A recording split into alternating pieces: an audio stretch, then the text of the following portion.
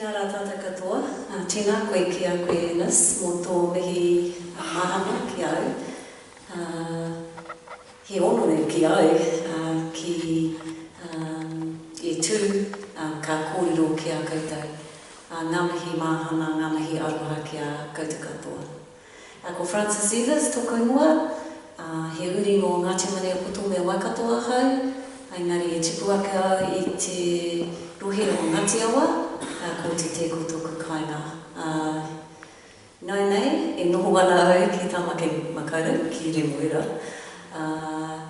He honore te mahi I te kai ko mihana mō ngā mokopuna o te aua. Tēnā rā tātou katoa. So, thank you very much, Eivers. I must say, I was so impressed by your reo. I often say that if we got it right over 150 years ago, every conversation, every single one of us in this beautiful country we live in, would be able to speak both languages, and that's certainly one of my dreams. So thank you for your beautiful introduction. It's a pleasure for me to be able to talk to you tonight. It's an amazing job actually, and it's a huge job. I was actually presenting on a panel today as part of the Te Ao Rerekura Hui, which is Minister Davidson's initiative to try and address our horrendous statistics, child abuse, sexual violence, etc. It's not improving, it's not getting any better, and it's a very serious issue in this country. So that was a good thing to do today, but one of the questions we were asked was, if we had a magic wand, how would we solve things right now? And I was thinking, yes, I wish I had a magic wand to make it good for all of our mokopuna in Aotearoa. Judge Andrew Beecroft, before he departed, gave me some words of wisdom, and as he says, probably about 70% of our mokopuna are doing really well. 20% are just coping, but there are 10%, and it's increasing, that it's actually quite dire for them. And so, understandably, like a good mother, I'm looking out for those of my flock, of my children, who are suffering the most, and those are the ones that you're probably most concerned with too, and most of them have those usual issues of poverty, lack of education, parents who are struggling, maybe one parent in prison, police know who they are because they've been called to family violence call-outs from all sorts of ages, from a very young age. So those kids we need to help, and those whānau actually, because I don't see a child on their own. I see a child within a whānau, like a harakeke. So with that, we've prepared a wee bit of a slide, which I hope you'll enjoy. So it starts with Tipiko o te maruri te rā te tupu o te rākau.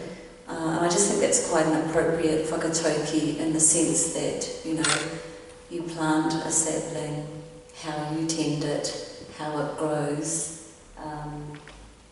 It is how it will grow. So of course, if we don't feed it and give it water, it's going to die. So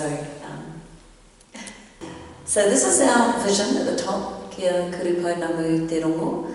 So may children live their best lives, and it's not too dissimilar from the child and wellbeing strategy that was set up by the government in 2019, saying that we want New Zealand to be the best place for children and young people to live. And actually, it was quite exciting for me, I have to confess. I went to the pre-budget launch, which I wouldn't ordinarily do, and Minister Davis introduced it and led it because the Prime Minister had COVID or was overseas, and he started with this. So the government are definitely conscious of this, but I think probably with COVID and other things, they've kind of let the ball drop a little bit, is my view, but my job is to keep them to account. So I'd like to tell you about my 4 priorities, and you can see them there. Education, So we want all children to have access to and participate in inclusive and equitable quality education. Each of these is a huge kaupapa, and I guess I'm starting to come down to thinking I have to attack little things. So one little thing that I read actually in our What Makes a Good Life report, our team went round in 2019 or 2020 asking our mokopuna, and I should say I use the word mokopuna to mean all children under the age of 18. So while most people think mokopuna means a grandchild, and it does, in Te Ao Māori it's actually all children, so that's why you can have many mokopuna even though you may not even have one. So we use that to sort of refer, that's what I'm meaning when I say mokopuna. So there was a Tongan boy, age 14, and when he was asked, what would you ask the Prime Minister to do to make your life better, he said, I would ask for free bus fares so that I don't have to find the money to get to school. And I just thought, God, that's so easy. Why don't we do it? You know, every child, I'm a child of the 70s, and I think everyone back then had free transport to school. I don't think my parents paid. I lived in the country, caught a bus. But you know, I know I'm a mother of 3 sons. They've all sort of grown up and gone through the school system. But I remember when they were scrambling, saying, "Mum, have you got some money for the bus?" And I had the money for the bus, but sometimes you've got to find it. And then of course it went to hop cards, and you have to have access to internet. You have to be able to access your bank account. That access is getting harder and harder for our whānau that are struggling anyway. And I just want I think it's such an easy solution. So that's one of the things, and of course the other issue is education. You know, we're still very much a Western model that we just brought over lock, stock and barrel from the UK when this country was colonised. We need to recognise that we're emerging into a different nation now. The diversity of the people that live within this nation, but also the basis of a partnership between Crown and Māori, and you know how that started this amazing country. So, wouldn't it be great, if we just could look at how things could be done a little bit differently? Kura kaupapa are doing really well. They're just getting stronger and stronger. But you know, we have Auckland, for example, has a large Pacific culture, and there are Asian whānau. Not that it's not separatist. People look at it as a separatist, but it's actually for people to be able to identify and learn their own culture and learn their own language, and maybe it's all with. I don't know. I'm not an educationist, so I can't say how that's done. But it would be great if we could somehow embrace our diversity while acknowledging who we are, and at the same time I think our education is looking at maybe being a little bit different. So you know, we all came through the 3 R's, and that's good, but not everyone's an academic. We all need to read and write, that's really important. But I think by the time you get to secondary school, there's probably some merit in looking at vocations for young people who are not going to be academic. And why set them up to fail? I mean, I had a brother, I'm one of 6. I had a brother who, I thought he was lazy in my ignorance, but actually he had learning difficulties, and so he went into a class at school where he just picked up rubbish. But he was a great tractor driver, truck driver, could work the land, make fences. And it just made me realise that, whereas I was useless at all of that, of course, but I could read anything, and that was my strength. And it just made me think, even at a young age, if we work to our strengths, then you do something that you're good at, and you feel good about yourself, and hopefully one would achieve. And also, when I was at school, and I went to a little high school in the Bay of Plenty called Edgecombe College, and by the time I got to 5th form, end of 5th form, most of my mates had left, and they'd either gone to training or they'd got apprenticeships. Only those that were going on to tertiary education really stayed after that, and were just a handful. But those people have still got jobs today. I mean, I remember going back to Whakatane to work as a lawyer and, you know, bumping into boys that I went to school with who were plumbers and welders and working and making really good money, and they've still got those jobs, you know, to this day. And I just think the benefit of channeling our young people into those strengths. But it's not just about that either, it's about the support. So those young people that went into trade training, there's actually Māori trade training schemes, they would come to Auckland. There was a hostel in Epsom, and there was one in Invercargill, and there was one in Christchurch, and they came to these places. It was free to stay there. They had a room, they had kai every night.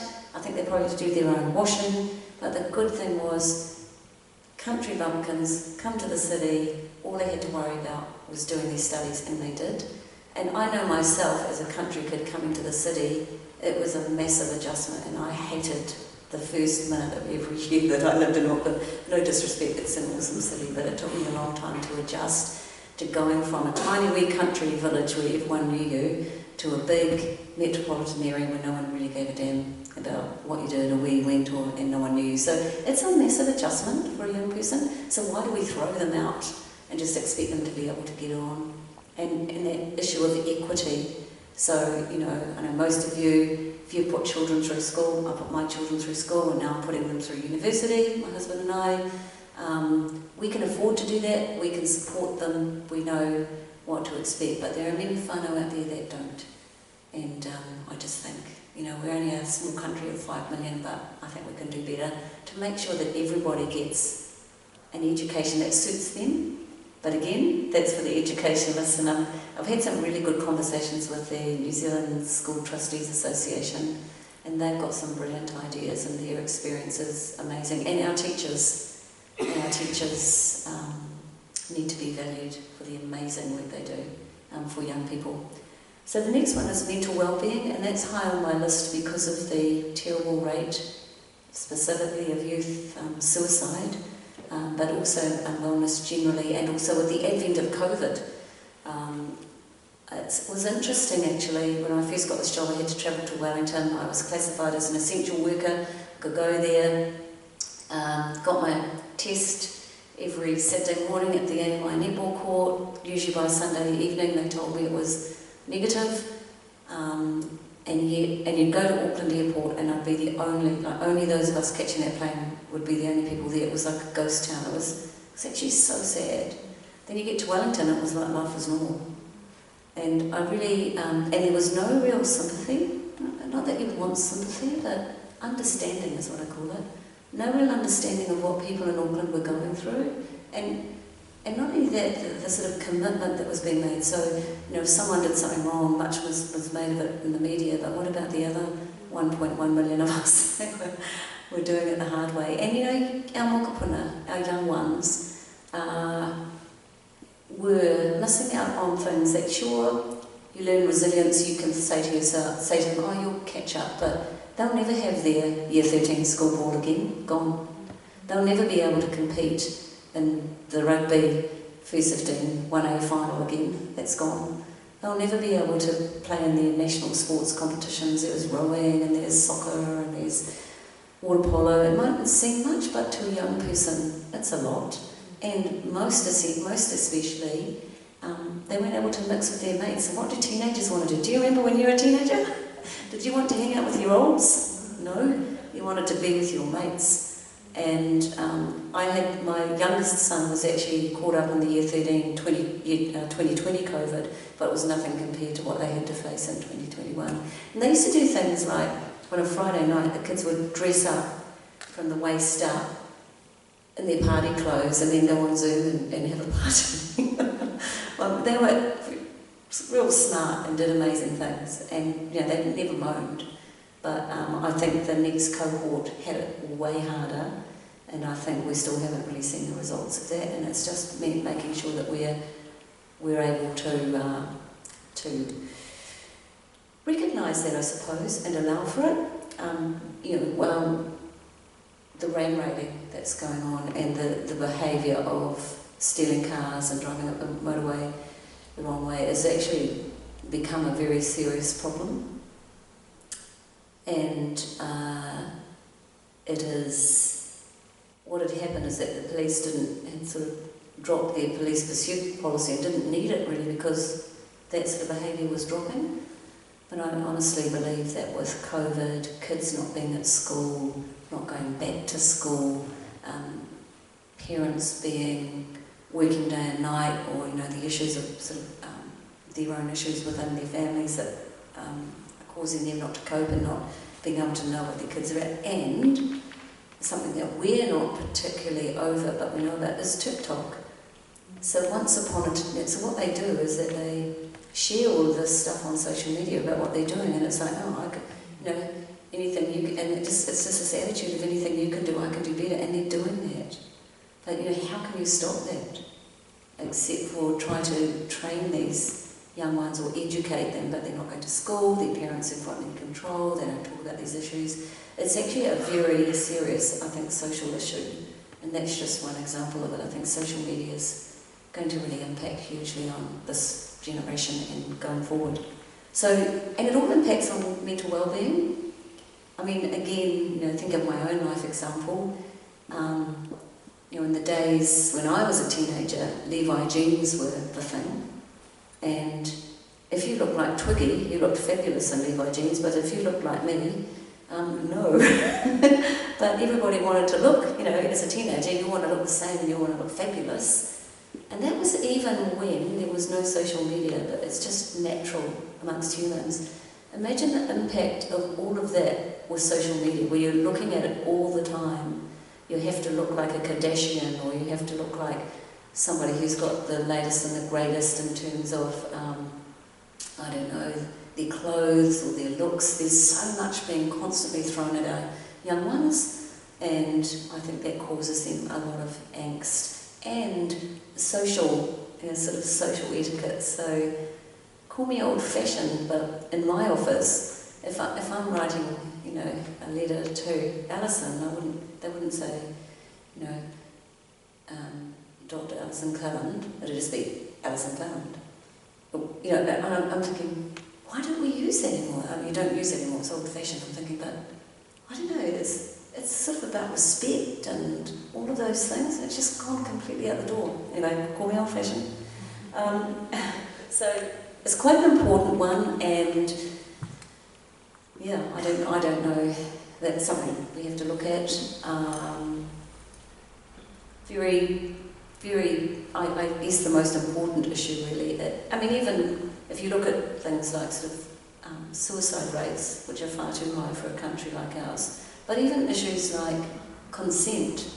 Young ones don't understand.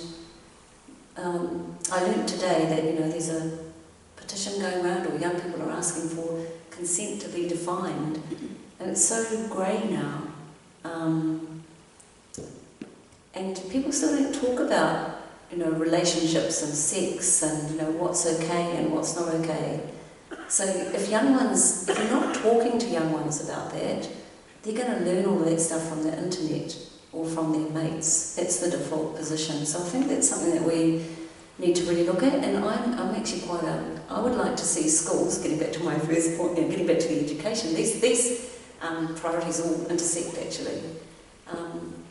Maybe our schools need to adapt to be a hub, where there's education and there's health as well. And that health includes things like consent, like counselling, like being taught about the dangers of drinking alcohol too young, the dangers of being caught up in a gang selling drugs, the dangers of consent. So for a young woman,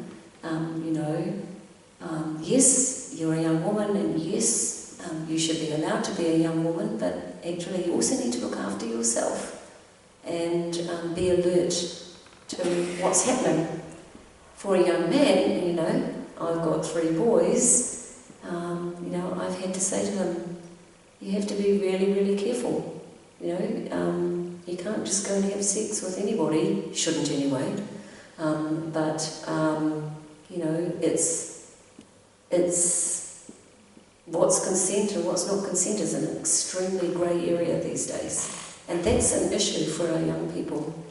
And I think they need to learn that there's a male perspective and a female perspective, and maybe we're so busy up here being so sophisticated that we forget that sort of male-female dynamic, and we need to sort of think about that a bit more, and the signals that different, either sex might send out to one another. And if we let, it's all very well because when we're young, but to sort of go to a party and be able to drink when you're 14 or 15, but actually you don't have the brain development to cope with the consequences of something that might happen to you, or to make a good decision. I'm a firm believer in that. So, of course, I had 3 sons who weren't allowed to drink until they were 18, and they moaned the whole time. I'm sure they drank behind my back, but that's another issue. Ending family violence. That was one that I had real trouble, funnily enough, getting my staff over the line on, because they said to me, it's too hard, everyone else is doing it, we don't need to do it, it's too hard to get the voices of mokopuna about this. And I had to be really firm and say that, probably of all of them, this is probably the reason that maybe I put my hand up to be Children's Commissioner, because I still remember as a young lawyer that image of Delcelia Whitaker lying on a filthy mattress, emaciated, in a filthy room, all alone, left to die. And that really hit me as a young woman, thinking, how can that be? How do we get to that stage? How does a human being get to that stage? What's the problem? And it hasn't changed. And it hasn't got any better. And we actually need, as a society, the whole of this country needs to stand up. Each and every adult in this country needs to stand up and say, what can we do about this? There's various suggestions. One is that there's mandatory reporting, but of course the experts, and I actually agree with this opinion, is that you have that, well then those who are struggling won't send their kids to school, they won't take them to the doctor, nothing. So no, I'm not in favour of that. And the other one was the spot checks. Again, no. And actually I got a good idea from my sister, one of my sisters. She rang me about a month ago and she said, hey, Francie, she goes, you know how there's these whānau that are really struggling, and I know they're struggling. I mean, she lives in Te Teko, but it's a good community, but we spend a lot. She also lived in Kawerau for a while. She goes, we know in the community these whānau who are struggling. And I said, yeah, you're right, Jen, you're right. And she goes, so why don't we, why aren't we working at that level? And I go, yeah, no, we should be. And I think, I don't know, I could be naive, but I'm thinking everywhere, the police know, they go to call-outs. It's not just random odd people, that it's quite often the same families, they'll go to call-outs. Teachers can recognise at school the kids that are struggling. Hospitals, doctors, neighbours, whānau. It's not just up to OT and police and other agencies to identify these issues. It's up to every single one of us. And I think that's a mindset that we need to change in this country. A bit like, remember when we never wore seatbelts? Now we all wear seatbelts. So, again, I may not be right, but I think that to me this is very important. And we've got this initiative to Te Ao Rere Kura. Could be a little bit high level, too high level, but it's a start. And there are initiatives out there, but they need to get down to grassroots, and we need to get our communities involved. And we don't, look at that poor little man, Malachi. There were people there that knew what was happening to him, and it's not okay. So that's a really big one. And what's really key in that too is it's important we don't judge families. It's not okay to hit your child. It's not okay to neglect your child. It's not okay to physically or sexually abuse your child. But then, most people, I found as a lawyer, and a judge, especially as a lawyer, especially when I was lawyer for child. Everybody loved their child. They actually love their child, they're just not coping. And as one of the experts said on the panel today, we don't value the job of parenting. As a nation, we don't value that job. We just expect everyone to be able to get on with it. And my generation came through with, we actually both had to work, both parents had to work to be able to afford a house, to be able to have a car, and who suffers? Your kids. And I think, as she said, and she's a doctor working at the coalface, so she knows what she's talking about. Value parenting. No good doing a parenting program if you then go home to your flat with 5 flatmates and you've hardly got a cent to rub together to buy anything for your children. You also need the stuff, she called it, the stuff to be a good parent. And not everybody falls into that category. We're actually probably talking about a relatively smallish number proportionately. And I think we need to start somewhere. So valuing parenting and supporting whānau, because no child stands alone. They've got a whānau there, and there may be pain and harm and mamai, but we need to help the child and their whānau reconnect and support them. So they're just ideas floating around. And the last one is monitoring places of detention. This is actually a function that comes to us from an international convention called the Optional Protocol Against Torture. So we have to go into places of detention like youth residences, like mother and baby units in the prison, like care and protection places such as epuni, and just make sure that children are being treated properly. And that's quite an important function. We get a lot of information out of that. And I have to say myself, I don't know if has anyone been to epuni, care and protection? Yeah. What did you think of it? Yeah, thank you. Broke my heart. I thought if one of my kids wasn't there, I would just scream. And I remember as a lawyer, or this is a lawyer, probably as a judge, you'd get a care and protection plan where a kid would go to epuni and they're meant to come out and then they never came out and they never came out and they never came out. They seem to get forgotten there. And they're not offenders, this is the thing. They're kids with behavioural issues and their families can't cope with them. And they're living in this concrete jungle institution. No, we can do better than that. Why can't they live in a big farmhouse somewhere so that they can go and catch eels in the creek and climb trees, and maybe you could take them fishing in the harbour and catch some flounder. I mean, it should be a home away from home, not a jail-like place. So I'm pretty big on trying to get rid of it. The staff there are amazing. They do the best they can, but these kids just live in a concrete jungle, and that's not okay. This is just a little story that came out of the Northern Advocate. They gave us permission to use the slide. These are some mothers in the community that got together to support one another and to look after their whānau, and it's just really an example of community initiatives. I'm very supportive of community initiatives, and what's going to work in Kaitaia isn't going to work here, isn't going to work in Gisborne, isn't going to work in Tauranga. Every community's got its own flavour, and I think it's really important to recognise that. So we all want the same things, and those mamas that were there before, so that all mokopuna grow up in a family that they can thrive, whatever that family looks like. So we need to recognise barriers, such as racism, ableism. I had to learn that word when I became the Commissioner. I'd never heard of it before, but it's the ability to be able to do things, especially what applies with our disabled mokopuna who may not be able to go onto the beach while everyone else can, and just being considerate of their views and making sure that they can be included in things.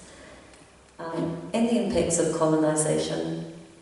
And people sort of get all blurry-eyed and sort of roll their eyebrows when you talk about colonisation, but it's a fact, and it's the truth. So we're seeing the impacts of that now, really, with the disproportionate numbers of Māori right across every sector, so criminal justice, mental health, poor housing outcomes, poor education outcomes,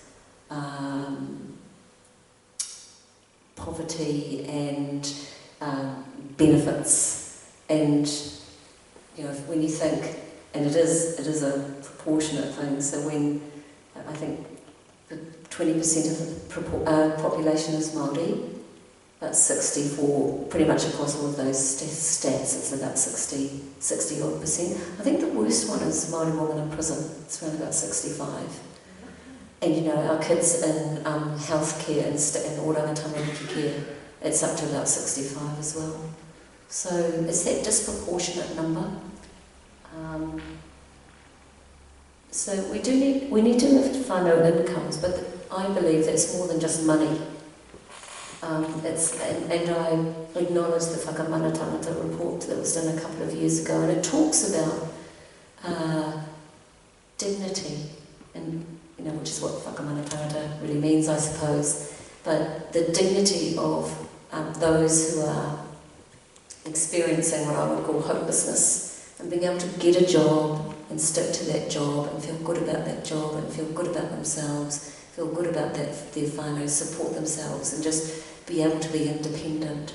So it's income, but and that's why I was thinking, again coming back to the example of free transport for kids to go to school.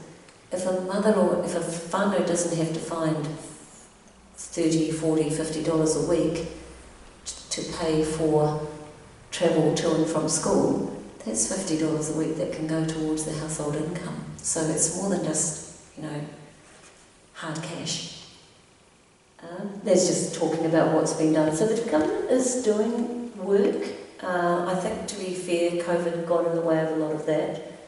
But it's the ability really for families to survive and to help them survive, and also to have that sense of good self-worth. Also, the next issue, just as we leave the slide, is homes.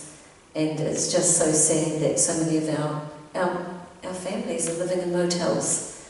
I'm due to go to Rotorua to talk to the police and agencies there about their situation, and many of you will know that the whole of that Fenton Street now, all those motels are full of people who don't have homes. Motels are making huge money out of it. I just can't understand why we can't build homes more quickly. And I think back to, when I studied history, and there was a little bit of New Zealand history, it was all about the welfare state actually, but I remember, was it Michael Joseph Savage, he built all those state houses, those wonderful state houses that are still here today, in the 1940s and the 1950s, and there were lots of homeless people, especially after World War I believe, and in fact the Kinitanga set up the Pokai, which still go today, to accommodate and to feed and to provide for the people who were homeless at that time. So whether it's an issue we need to look at, government needs to look at more carefully and really focus on, I believe it is. I just can't understand why we don't have enough homes. It just doesn't make sense to me. So some of the things that we're working on, I think you asked me to say what we're doing. So that's a report, and probably most of you, would you have seen that report, What Makes a Good Life? So that's what that little, the young Tongan boy said. And also at the moment we're working furiously on our report to the UN to say what's being done and what's not being done, and how we're heading up the standards, and that's all new for me, but it's an opportunity on an international stage to say what's working in Aotearoa and what's not working, and what we need a bit of pressure on the government to do. So these are quotes from some of our mokopuna. So I like that one at the top's really true actually. The negative statistics are reminders of how we fail. Why do we constantly get reminded of how we fail? And actually, my dad's Pākehā, my mum was Māori, and she grew up in the Waikato and ended up teaching in Te Teko and never left. But this is something she used to say all the time. Like, she'd get really irate when they'd say on TV, the burglar was a Māori man aged 28, because they actually didn't say back then when he was a European man, aged 28. But my mum was very alert to that, so nothing's changed there. And I think that can have someone told me once that, a lot of the news, and it's true, a lot of the media coverage about Māori is mainly negative, mainstream media. It's not positive. You have to watch Māori TV or to see something positive about Māori. My middle son recently qualified as a lawyer, and he was doing some work preparing for a sentencing, and he was horrified because he sort of found two similar cases and a burglary charge, and he said, "Mum, explain the facts." He goes, "This guy's Māori and he got prison for 12 months, and the other guy, same facts, pretty similar, not Māori, and he only got prison for 6 months." And I have done courses as a judge, and there was quite a bit of, they call it unconscious bias going on out there. Next one, try and get our tiny voice heard. We have a right to be listened to on issues that affect us. I'm a library, quiet but filled with knowledge. It's dumb that I'm not asked. Just talk to us, don't see us as too hard. So this is really about asking for children's views about things. I think that's improving. It's quite a lot out there now about asking, for the views of young ones, what they think. And of course there's a move to have 16-year-olds vote. These were taken from a couple of years ago. I think it's probably moving on a wee bit, but it's also providing the right environment for young ones to be able to talk to. Because it takes a lot of courage to ask a question, and not everyone feels comfortable. And we did work, you'll know, with the annual poverty monitor, with the J.R. Mackenzie Trust. So that's a great initiative, as is the Child Reduction Act and the measures that come out of that. But I guess for me as Commissioner, I want to know what those measures mean now. How do we move on from just measuring it and actually making it a difference? Because underpinning all of my priorities is poverty. And this is a contributor to many of the issues that those of our families who are at the lower end of the socio-economic scale are facing. And it's really, really good, actually, that there is a measure for child poverty, but I don't want it just to be something we talk about and sort of measure and think about statistically. What does it mean in real, what difference does it make to a whānau who live in a house that's poorly insulated, can hardly afford any food, and just that sort of state of hopelessness. It actually reminds me, did anyone ever see that movie Mihi? Not Mihi, Waru, 8. Yeah. And then right in the middle there was that one about Mihi, and she had the neighbour who was mowing the lawn. I thought that just told such a good story about poverty. Couldn't get anyone on the phone, and had no petrol in her car. Her daughter had to come back from high school because she hadn't paid for the fees to go on a trip. The two young ones who were all excited to go to school couldn't go to school because Mum didn't have the money in the car to take her back, and their secondary school daughter comes back and she's hungry, she looks in the cupboard, there's one tin of baked beans, and then the baby cries and the mother just sort of throws herself on the floor with abject frustration, at which point the neighbour comes over with a can of petrol, which is kind of cool. But it is true, I think. It is really hard to get help, and that issue of ringing, remember when you used to be able to ring someone and they answered within like 3 or 4 calls? I actually helped one of my sons with a tenancy tribunal application because in Dunedin they love to charge students heaps of money, but they live in hovels and then they don't give them any of their bond back. But anyway, I was determined that he was going to get his bond back because they'd been treated extremely unfairly. Not that they looked after it particularly well, but it was a dive. The landlord was offering them $8 each, and I said, well, even if you get 10, you've won. But when I was helping them with it, one day I rang the tenancy tribunal, and what I got was the answer phone saying, we're far too busy today, we can't answer, you'll have to call back tomorrow. And I thought, I'm a judge, I know how the system works, this doesn't faze me, but what about someone out there who's really dire and really need to talk to someone about this? This is just so unfair. So, there's a lot of work that needs to be done. So these are just a few sides. So again, what our young ones say, what makes a good life? So to be accepted, taken seriously, confidence in your uniqueness, mocking Māori culture, Māoris go to prison, Māori do drugs.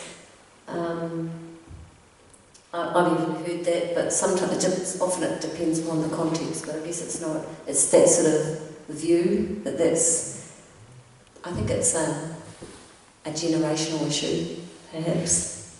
To help us help our whānau and support crew. If the parents are good, then the kids are good. I think that's a really key issue for me. It's just, even in the, the violence space, some of the feedback we've got from the mokopuna is, to help me, you have to help my whānau. So that's quite a key message across all aspects. This is really a poverty point. We all deserve more than just the basics, so enough for the basics plus a little bit more. So, being able to go to the movies or, just have a little bit more. And this is a postcard that someone wrote. The kids are amazing, actually, if you work with young ones, they always blow me away about how smart and intelligent and intuitive they are. So these are some of the findings that my team have got together over the years. So change is needed, providing the basics, family and whānau are critical, children and young people have valuable insights, and schools have a significant impact. And I think we've always known that anyway. That is a place where often kids are quite,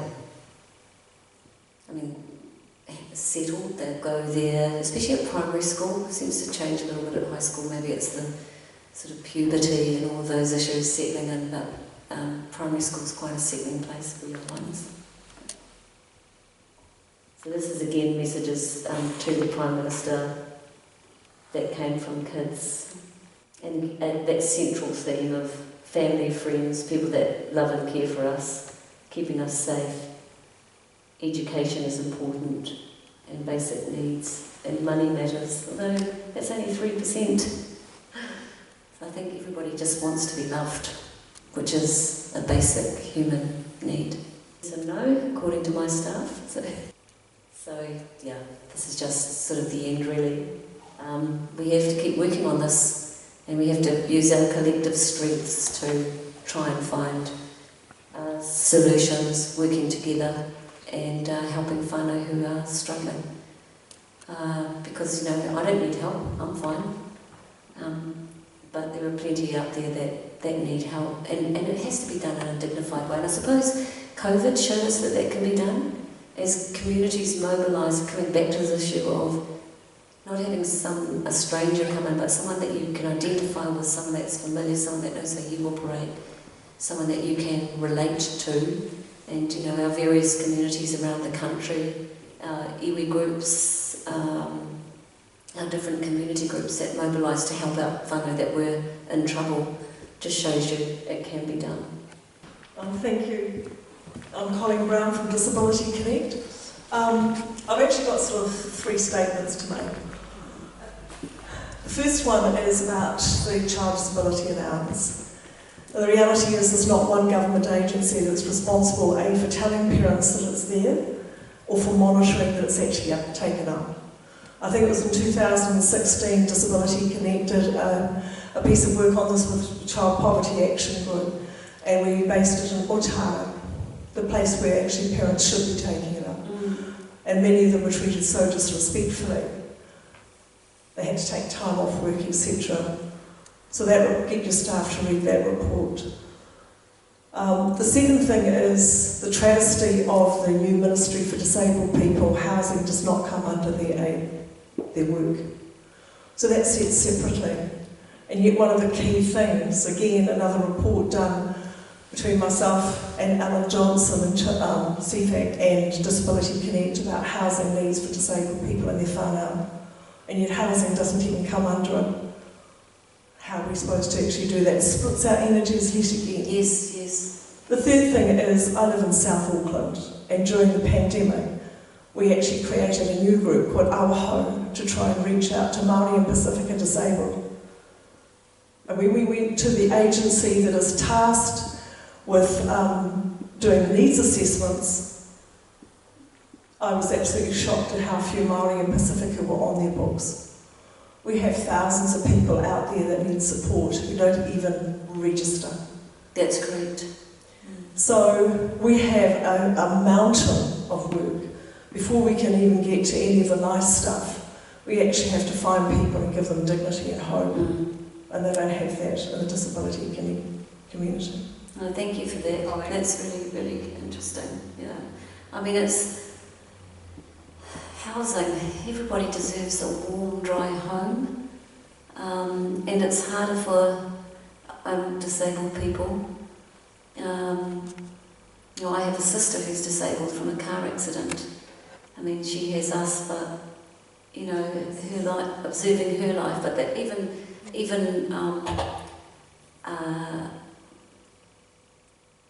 the difficulties. But I think to be honest, for a lot of our Māori and Pacific whānau, it's access, and it's that sort of that issue of dignity that you raise is really important, because you go there, you line up, you're probably not treated particularly well, you're probably not that comfortable in that environment anyway, and then you're asked a whole lot of questions and not really supported. So thank you for the work you're doing. That's great. Is the new disability ministry any help there? I mean, that should be something that they should be focusing on, shouldn't they? It's another subject. The reality is that for people like us who have dependents who cannot speak for themselves, yes, we're not welcome at the table. No. So that it has to be disabled people. I don't have a problem with that, but you have the mantra of nothing about us without us, but it does exclude those people who cannot speak for themselves. Yes, that's right.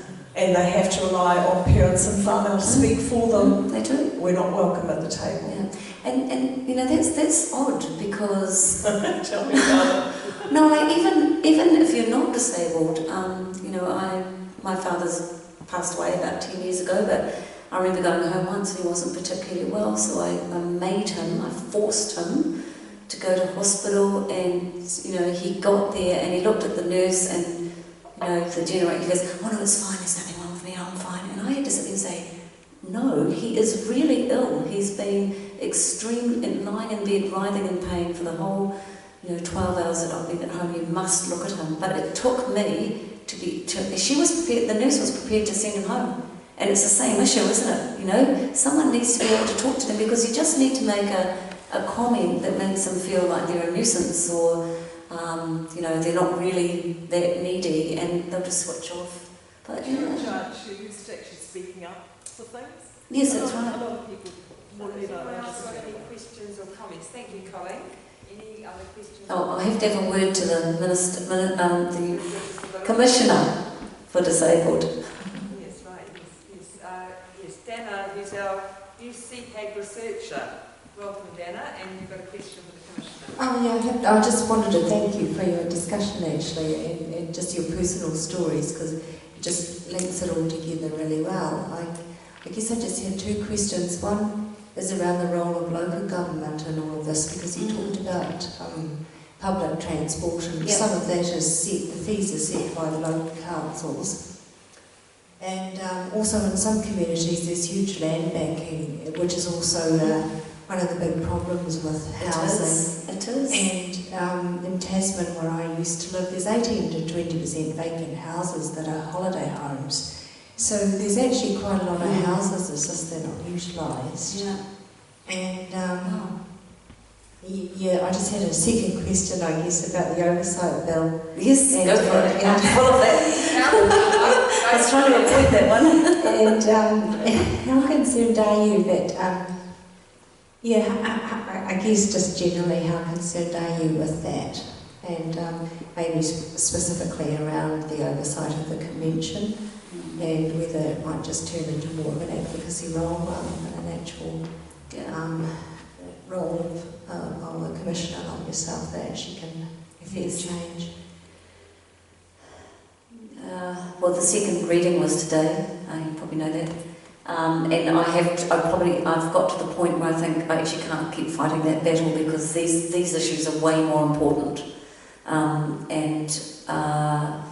guess I've made my concerns known. I think there's two main points really, or three actually, and I think, is it Maureen? The lady disability made the point about how, Colin, how you have to go through different people. So at the moment, the Children's Commissioner, the role allows agility. You can sort of move from one thing to another. You can make a decision. We're chosen because we're meant to know what we're doing. And I think, when I look back on all of the commissioners before me, they were amazing people. And they've created this legacy and done a great job for our mokopuna and Aotearoa and their whānau. And when this came up 5 years ago, it was the oversight of oranga tamariki, which was desperately needed. The practices and processes within oranga tamariki, making that better so that it can actually be oranga tamariki. So that those of our whānau who have to use oranga tamariki, and they're not, they're people who are the ones that we're talking about, and living in poverty, living with all of the, one or many of these various issues because of their situation.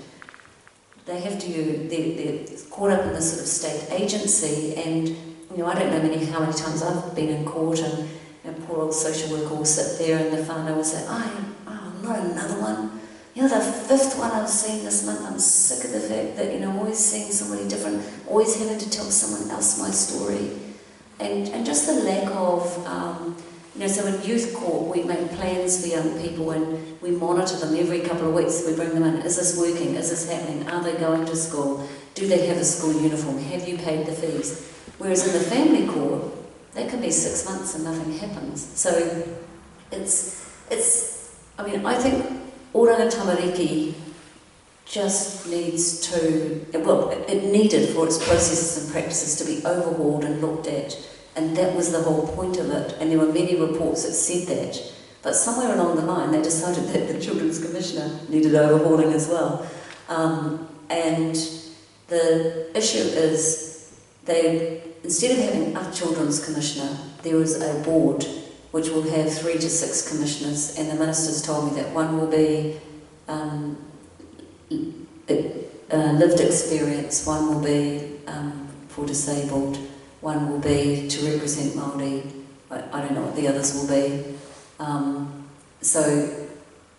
that's fine. I think a board model would work, except it's not necessary, because we already do all of that and work with the various agencies that have that.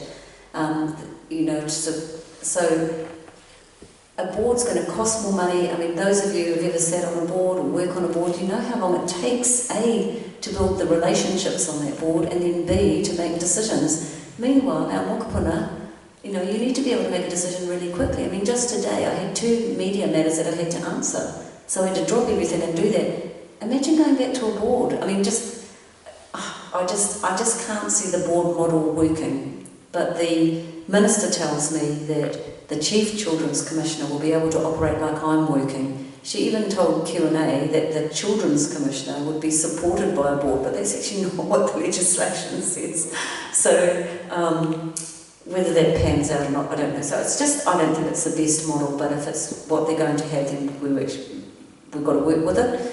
The other issue is that the 3 functions, complaints and investigation, advocacy and monitoring, are presently with the Children's Commissioner, so they're now being spread between the Ombudsman, the Children's Commissioner and this independent Children's Monitor. So just getting back to the Ombudsman, they've set up, I don't know if any of you have dealt with the Ombudsman's office, but it's slow, it's painful, it takes ages, it's a very long, drawn-out process. And as someone said to me one day, children don't even know what an Ombudsman is. And last week, I was at Youth Parliament, and I'm sure Peter Bosher won't mind me telling me the story. So Peter was there, and he's going around. I was talking to a couple of young lads from Auckland Grammar, and Peter came up and said, "Kia ora, I'm Peter." And the boys said, "Kia ora, kia ora." And I said to them, "This is Peter Bosher. He's the Ombudsman." And they looked at me, and in front of Peter said, "What's that?" So it's true. So there's a whole education process required before kids can even make a complaint. And you see, what's good about the Children's Commissioner's Office is that you'll hear in the media that we don't do complaints, that we don't do investigations. We don't need to. Because with the complaints, actually, well, we do complaints. We've got a children's line, people ring in, people write in. We've got someone that mans that every day, I think Monday to Friday. And we deal with complaints all the time. It's just about talking with people and helping them and sending them in the right direction and all of that sort of thing. So it's a personal service that's there, bang, done. So that's that side. With investigations, 9 times out of 10, we'll go to someone and we'll say, you know, Dana, this isn't right, you should be doing this, or, you know, your housing needs, disabled people should be prioritised in housing because of their circumstances. Why aren't you doing that? We're going to investigate it because that's not your mandate or whatever. And once you point that out, well, then they'll say, okay, let's talk. And so you don't need an investigation because people tend to come to the party. We have sent, my office, not me, but before my time, things were sent to the Ombudsman, but that's because I think the Ombudsman's got a budget of about 40 million and I've only got 3. So, you know, I've got to spread my budget across all of the children of Aotearoa, and I have to prioritise. So if it's a massive issue, then it goes to the Ombudsman. So they say it's got work to do. They say, I am concerned that it's not the best model. I am concerned that it's going to have unintended consequences. And that issue that Colleen raised about having to go, you know, being split between 3 agencies. Everyone knows now what the Children's Commissioner does. Everyone knows what the role is of the Children's Commissioner. And I actually spoke to my Scottish counterpart a couple of weeks ago. He's actually a Kiwi. But he was telling me that the 43 Children's Commissioners in Europe are all corporate souls like me. And they can't believe what's happening here. So it's a shame. I'm concerned to the degree that I don't think it's the best model. And sorry, the final one is independence. So the Independent Children's Monitor, great that they're set up, great that they've got a big budget to look at the practices and procedures of oranga tamariki and make them better. But the issue is they're not independent. They're public servants. They cannot criticise government and be a watchdog for government the way that a Children's Commissioner is as an independent Crown entity. And that's the issue. It doesn't matter whether they're with ERO or with, if they were put with another independent Crown entity, that fit that role, or even if they were made an independent Crown entity, that would be fine. I'm just concerned that their lack of independence means that our whānau and our people who use oranga tamariki will still have no trust in it because it's government monitoring government. Thank you very much for that very clear response. And Jan, for you, the last question or comment. And then, Thank you, Francis. It's been most interesting, and particularly hearing your personal insights that make it much more human for us as people who are advocating. But I'm curious to know what your take is on where has this daft idea come from? Is it the bureaucracy? Is it politicians? Is it... Where do you think this idea has come de novo from? Francis, before you answer that, sorry. Yes, thank you, Alison. Before you answer that, could I just say, you said there will be unintended consequences. They're not unintended, they're intended. They are I think polite. but the thing is, this isn't the time for politeness. No. It really isn't. It's deliberate. Well, I think it's deliberate. You obviously have a view yourself. But it's absolutely classic dividing rule. You know, the Children's Commissioner is well known. There's a power in there. There's a momentum in there. How do you stop the momentum? You spread it all over the different places. That's how you do it, and it's deliberate. That's Well, I made a fairly powerful statement about a month ago. I mean, I can't say, I can only surmise, and I haven't said this, others have said it. In fact, Ihurangi, if you read the Herald today, said it, that it was because previous children's commissioners were too effective. But you know, we're in a democracy, for goodness sake, and you know, I guess I'm an optimistic sort of person, and I think, well, why would that worry them? I mean, the whole point of a children's commissioner is to say, you know, you go in and you have a good argument and you say, well, look, I don't think this is good for children, and I mean, the minister can just take that advice or not, and then it's up to, you know, how you advocate for that. But it's I have to say that it's been going on for 5 years. I read the cabinet papers, and it just came out in various iterations. And what I've been told, because you know I'm new to the way government works, that really it's run by the public service, and public servants want this, and that's where it's coming from. But I'm not sure. I'm surprised that, I mean, talking to the minister, I honestly think she believes that this is the right model. I mean, I just spoke to her this morning, and she's still telling me that there is going to be a children's commissioner. I said, but Minister, there isn't. Your legislation says that I will be the first member of the board, and that the board then votes for the chief children's commissioner. That may not be me, which is fine, and then what does the chief children's commissioner do? Is it a governance role? Do I do what I'm doing now? We don't know. There's none of that detail has been thrashed out. But I know. I mean, that's why I'm saying I'm having to park it now. I've made it very clear what my views are, because actually I'd rather make sure that, getting back to Dana's point, I have actually thought of approaching Auckland Transport and saying, hey, what about this for an idea? But actually I want it for every kid in New Zealand. Every kid should be able to get to school without worrying about finding money. I want to really think hard about how I can make a difference in family violence, because I don't want our kids to keep dying at the hands of caregivers. It's just not okay. And you know, as I said, I'm a mother of 3 boys. Yeah, there's times I've been angry with my kids when they're growing up, but I would never have done anything to them that would hurt them. And you know, I just can't understand how, well, I suppose I can, people get themselves into a situation where the stress is so extreme they don't cope either.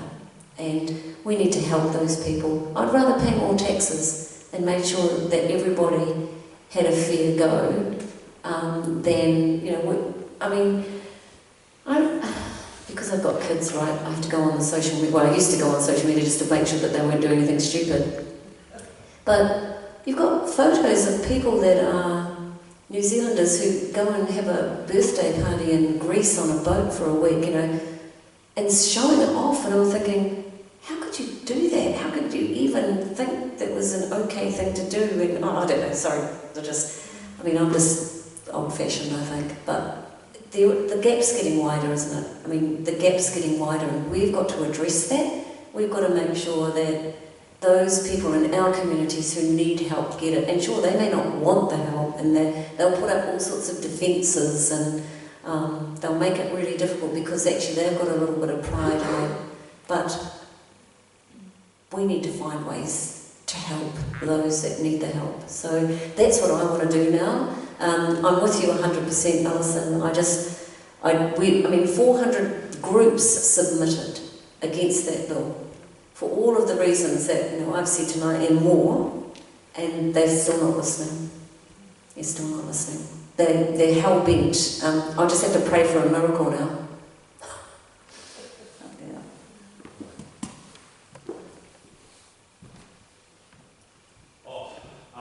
It's my privilege, Francis, to thank you for the contribution and make tonight, and for the participation in our sort of the end of our AGM. So I thought some of the questions you answered and some of the ways in which you pitched your corridor was very diplomatic, and I'd like to congratulate you for that. It's not easy.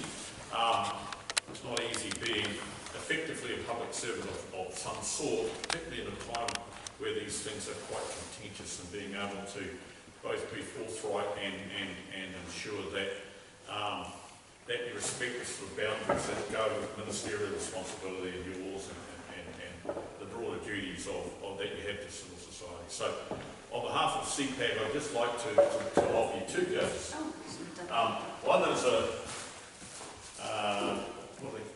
cyclone, which if it's anything like the cyclones I've ever had, will never look as good as it does today. That's true. And in addition to that, we've got Frank is pleased to present you with some work that he's taken on in his semi-retirement when he's not working for CPAG. Did you make it? Oh, it's amazing. Thank you so much. Oh, that's a real treasure. Frank's on our board. Frank's on our board. So anyway, could you just join me in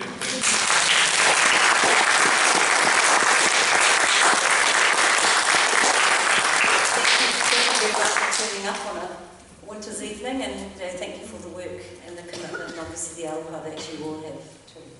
Sure. There's a whakatauki that goes, ka hori ki kumara, ki kōru, tōno ake reka.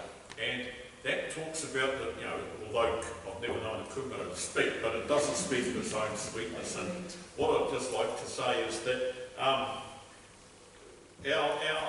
as we're hearing the agenda for tonight, Johnny, our new executive officer, forgot to include an acknowledgement of her. So what I'd just like to do is to introduce Johnny to you all, and to thank you, Johnny, for the contribution. I'd just like to finish with a karakia. Unuhia ki te uru tapanui, ki a wātea, ki mama, te nākau, te tinana, te wairu, i te ara takatā, koia rai rongo, i whakieria ake ki ronga, haumi e hui e dai ki e. Kia hoki ki hoki ki tō painga ki a home abu. May you return home be safe. Thank you very much.